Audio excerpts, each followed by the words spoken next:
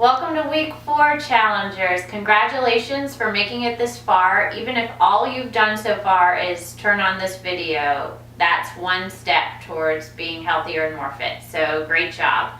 We're in the last 2 weeks and we are going to bring it home with a bang because we have a difficult workout for you today. 1.0, we've got some challenging new exercises, and 2.0, we are really upping the ante by having a buy-in. That is an exercise you have to do first before you can even earn your way into the workout at all. And then we're also including some pyramid sets into the workout rather than straight sets. Straight sets are using the same number of reps and weights for all of the rounds, which we've pretty much been doing so far. But pyramid sets increase the weight throughout each round while you decrease the reps so that you really challenge your muscles and keep them guessing. If you don't have 5 different sets of weights, stick with what you have and what makes the last rep challenging. So if you have a weight that makes 10 reps challenging, 10 reps is what we would be doing on round 2. Also do 10 reps with that same weight in round 3, 4, and 5. And if you happen to only have 1 or 2 sets of weights, you're always welcome to do a straight set of 10 reps for each of 5 rounds. All right, so let's get started. Beginners 1.0, you're doing a 20-minute AMRAP, so as many rounds as you can in 20 minutes. Intermediate and advanced, you are doing what I have called on today's breakdown 5 rounds if you dare, because it's going to be difficult and it may take a little longer than some of the other workouts. So if you're time pressed, do an AMRAP like the beginners. Set your timer for 20 or 25 minutes and just do as many rounds as you can. And if you're tired after 3 rounds and really can't go forward, don't feel bad, you just got in a great workout. All right, so let's get started. This first exercise helps prepare you for what is one of my favorite and I think most effective leg exercises, the one-legged deadlift or the one-legged squat. The 2.0 are actually going to do a one-legged deadlift, but if that's too difficult for you, everyone start out with what the 1.0 folks are doing, because this helps build your muscle up for that. And it is the one-legged chair get-up. So you're going to get yourself a chair. You're going to sit down and you're going to sit there and meditate for 2 hours. Just joking. Actually, you're not going to sit there for very long at all. So you're going to sit in the chair, you're going to keep your back straight, you're going to keep your core tight, and you're going to plant 1 foot on the ground. About 90-degree angle is your leg angle. The other foot leg is going to go straight out or as straight as you can go, and the goal here is to raise yourself up slowly on the one leg.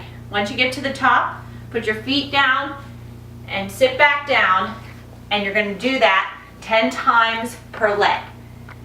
If that's not challenging enough, but you're not ready to go to the 2.0 move, add some weights, hold them down to your side, and do that. But this really works your muscle. And keep in mind, we're only raising on one leg up. We're not doing it on the way down, so you can get a little rest sitting down. All right.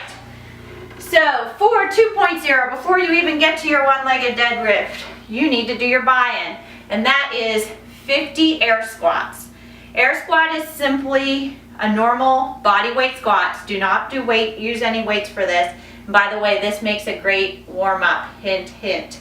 So, you're going to stand up straight. You're going to put your legs about shoulder width apart with your feet angled slightly out. Your weight should be in your heels. You should be able to lift your toes even when you're down in the bottom of the squat. You're going to push your hips back, lower, as low as you can go until you get to a 90-degree angle, or thighs parallel to the ground. You don't want to go any lower. And then you're going to push yourself up, and you're going to do 50 of those. Try to do them as quickly as possible. That really gets your muscles warm. Remember, back straight, core in, hips back. Look at this, my toes are up.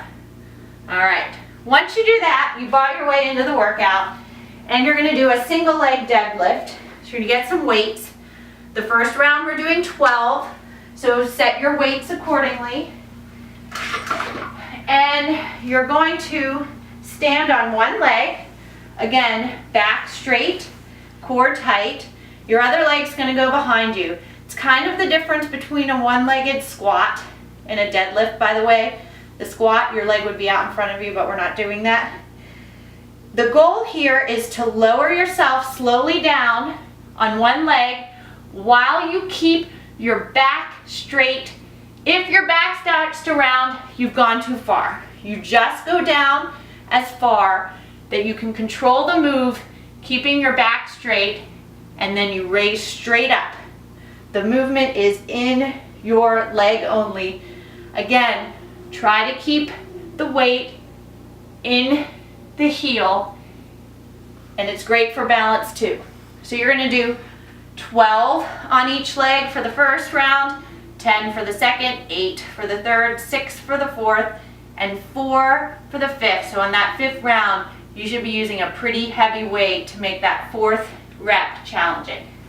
All right, next exercise is the curtsy lunge. You may be familiar with the curtsy, and the curtsy lunge borrows from that move, minus the little flamboyant hand motion. 1.0, you're going to stand straight. Again, always keep the core tight and the back straight. You're going to curtsy one leg behind you. That is, put it down diagonally behind you far enough so that when you squat down, this knee does not go out over the foot. And then you're going to come up, and you can alternate sides if you'd like, but we are doing 10 per side. So if you alternate, it's 20 total. If you need an additional challenge, add weights, hold them to your side. 2.0, we're going to do a combo that incorporates the curtsy lunge, but you first do a diagonal lunge. So again, standing straight, your back straight, core tight. You're going to take one leg and you're going to cross it and step diagonally forward. Again, far enough out so that when you bend down, your knee does not jet over that foot. You're going to stand up, push off, go back, and then immediately take the other leg and do the curtsy lunge. And you're going to repeat that 12 times per leg in the first round, 10 for the second, and so forth in the pyramid. I'd suggest adding weights for you. It's the only way you can really do a true pyramid. And so adjust your weights based on the reps and what's challenging for you. All right, third exercise, 1.0. I call it the dumbbell jump, but I'm actually not recommending you use a dumbbell. I'm going to use the band. You can use a towel or anything. If you stepped on, you wouldn't end up in the hospital. Put it down. It's a target to jump over, and having that target is really important because it helps keep your jumps higher than it would if you did, and more controlled than if you didn't have something there. So we're just going to be jumping, hopping over it, a total of 20 times or 10 per side. And make sure when you jump, you start with your knees slightly bent, you push off your toes, you land on your toes with your knees slightly bent. And the goal here is cardio and leg work. So you're going to try to do it as quickly as possible for a total of 20 times, always jumping over that target. All right, 2.0, you're going to do a dumbbell or a kettlebell swing. This is one of the best full body exercises, and it's in every single magazine that you pick up right now on fitness. If you don't have a kettlebell, don't worry. I'm going to show you the move without anything, and then I'll show you it with a dumbbell and a kettlebell. So the basic move is you start in the squat position that we started in for your air squats, except your legs, I actually for this will keep slightly wider than shoulder width. Again, toes slightly pointed out. You're going to be holding the dumbbell or the kettlebell down in the middle. And the goal here is first to squat down, and then using your legs and hips, you're going to push up, and see, you want to pulse your hips there at the end. And your hips and legs will be what's propelling and swinging the kettlebell or the dumbbell. You're not using your arms, you're using your lower body. So again, without anything, thrust up, and you're going to do a pyramid set of these. Now let me show you with the dumbbell. With the dumbbell, you're going to hold the dumbbell like this, and you're going to squat down and then thrust up. And you can see how high, only go as high as your lower body is propelling the swing, which for me is pretty high. You should feel this mostly in your lower body if you're doing it right. With the kettlebell, if you happen to have one, it gets the swing a little better because of how it's designed, which is why it's usually called a kettlebell swing. Again, lower down, weight in the heels, thrust up, don't hit your ceiling, and you're going to do a pyramid set. And you will get great cardio, great leg work in this one. All right, next exercise is the same for 1.0 and 2.0. It's going to work your outer thigh, that saddlebag area we all love to hate. You're going to get your exercise band, put it slightly higher than your ankles, but just below your calves. You're going to lay down on one side, and you're going to do the Jane Fonda side leg kicks. You're going to kick up for 10. Everyone's doing 10. Since we're not using a weight, this isn't a pyramid set. And you're going to make sure pause a little at the top. Then after you finish 10, you're going to do 10 little pulses at the top, and then you're going to switch sides and do 10 on the other side.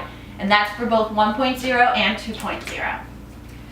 So the final exercise is calf raises. We haven't done calves yet, and I thought it would be good to show you. There's only a few really types of calf exercises you can do if you don't have gym equipment.